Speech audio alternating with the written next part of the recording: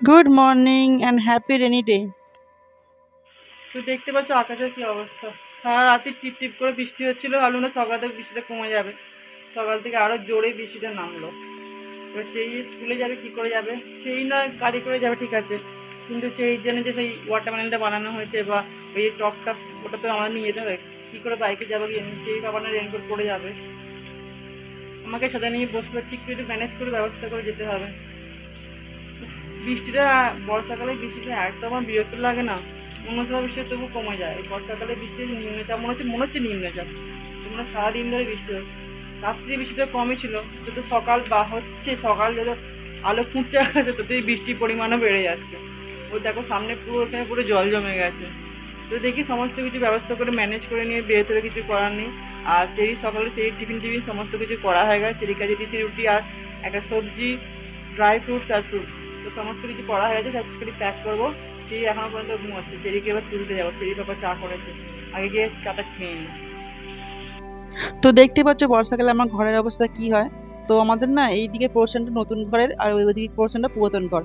নতুন ঘরটা বেশ কিছুদিন, প্রায় 4 থেকে 5 বছর হয়েছে। তারপর পুরাতন ঘরটা একসাথে ছিল, তো ওখানে থাকা হতো। তো নতুন পোর্শনটা করবার পর পুরাতনটার সঙ্গে জয়েন করেছে। তবে মিস্ত্রিরা কি কাজ করেছে বলতে পারো না। পুরাতন পোর্শনটার সঙ্গে হয়তো ভালো করে কোনো জয়েন্টের কিছু প্রবলেম হয়েছে, তো এই জায়গাটা সমস্ত ফেটে গেছে। চারিদিকে মানে জলটা চুঁয়ে চুঁয়ে পড়ে বর্ষাকালে, জলটা ক্লিন হয় মানে হয়তো ঠিক বেরোতে পারে না। তো জানি না, 2-3 বার মিস্ত্রি এক্সট্রা করে লাগানো হয়েছে, কিন্তু মিস্ত্রিরা এমন কাজ করে, কোনো কাজ ঠিক করে না। তো বর্ষাকালে এইভাবেই জলে ভেসে যায় আমার ঘরটা। তো দেখো সকালে চেরি ঘুম থেকে উঠে পড়েছে, উঠেই চেরি বায়না করছে ও একটু হাতে গুঁড়ো দুধ নেবে, সেটাকে চেটে চেটে খাবে, তারপর অন্য দুধটা খাবে। তো চেরিকে বলি আর গুঁড়ো দুধ অত খাওয়া ভালো না, কিন্তু চেরি কি করবো, ওর একটা অবশ্যই দাঁড়িয়ে গেছে, তো চেরিকে একটু হাতে গুঁড়ো দুধ দিতে হয়। তো জানি না কি মজা পায়। তবে ছোটবেলা আমরাও করেছিলাম, এই গুঁড়ো দুধ হাতে দিয়ে চেটে চেটে খেতে না বেশ ভালোই মজা লাগে। তো এখন প্যাক করছি চেরির টিফিন। চেরিকে টিফিনে যে দিয়েছি একটু পটল আলু ভিজিয়ে দিয়েছি, যেহেতু আজকে কোনো একটা গ্রিন সবজি আর রুটি দিতে বলেছিল, তো সেইভাবে পটল আলু ভিজিয়ে দিয়েছি আর একটু রুটি দিয়েছি। তো দেখো চেরিকে স্কুলে পাঠিয়ে দিয়েছি, এবার যাবো চেরির স্কুলে।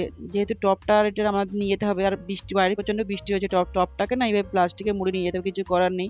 আর ওই এটাকে ওয়াটারমেলনটাকেও প্যাকেটে ভালো করে র্যাপ করে নিয়ে একবারে বাইকে করে বসিয়ে নিয়ে যাবো। চেরি যেহেতু ফুল কারে করে যাবে, আর না এই রেনপঞ্জিও চেরি বাবার দোকান থেকে এনে দিল। তো আমার যেহেতু রেনকোট নেই, তো এটা পরে যেতে হবে, কিছু করার নেই, এত বৃষ্টি না ছাড়াতে থামবে না। তো প্রত্যেক দিনের মতো চেরিও সকালে ওরা পেন্ট করতে বসে পড়েছে, আর এদিকে আমি সমস্ত কিছু গুছিয়ে নিয়েছি ঠিকঠাক করে। আর এই যে ওয়াটারমেলনটাকে এই প্যাকেটে এভাবে ভালো করে র্যাপ করে নিয়েছে যাতে ভিজে না যায়। তো একবারে গিয়ে ভিতরে দিয়ে আসবো। চেরি যেহেতু ফুল কাটে যাবে, তো চেরি আগে স্কুলে চলে যাবে। আর দেখো চেরি এসেই দোকানে দাঁড়িয়েছে, গাড়ি এখনো আসেনি, তো চেরি এভাবে দাঁড়িয়েছিল, তারপর গাড়ি আসে, চেরি চলে গেছে। তো চেরিকে স্কুলে পৌঁছে দিয়ে আমি একদম ঘরে চলে এসেছি। আর এই যে রেনকোট বেশ ভালোই না, বেশ আমি ভেবেছিলাম হয়তো জলটা আটকাবে না, কিন্তু বেশ ভালোই রেনকোট। দোকানে অনেকদিন ধরে পড়েছিল, তো কাজে লেগে গেল।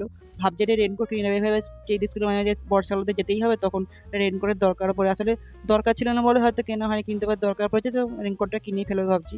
তো এই বারান্দাতে না রেনকোট একটু মেলে দেবো, যে জল টলগুলো বেশ ভালো ঝরে যাবে। তারপর ঘরে নিয়ে যাবো, মানে ঘরে মেললে চারিদিকে জলে জল হবে। তো রেনকোটটা মেলে দিয়ে ওয়েদারটা না একটু হালকা হচ্ছে, মানে বৃষ্টিটা থেমে গেছে। আর সকালে যত বেশি সকালেই হবে চেরি স্কুলে যাওয়ার সময়। তো চেরি স্কুলতে যাই, চলে এসেছি, তখনই না বৃষ্টিতে থেমে গেছে, আর বৃষ্টি সারাদিন হয়নি। তো এখন এই যে ঘরটাকে একটু পরিষ্কার করবো। আর চেরি, এই যে চেরি আঁকা জিনিসপত্র আগে তুলে রাখে, নাহলে চেরি এসে আগে আবার ড্রয়িং করা জিনিসপত্রগুলো চাইবে। তো আমরা এখন যাচ্ছি চেরিকে স্কুল থেকে আনতে। তো দেখতে পাচ্ছ চারিদিকে বৃষ্টি হয়ে পুরো মাঠঘাট পুরো জলে ভর্তি হয়ে গেছে, সমস্ত জলে।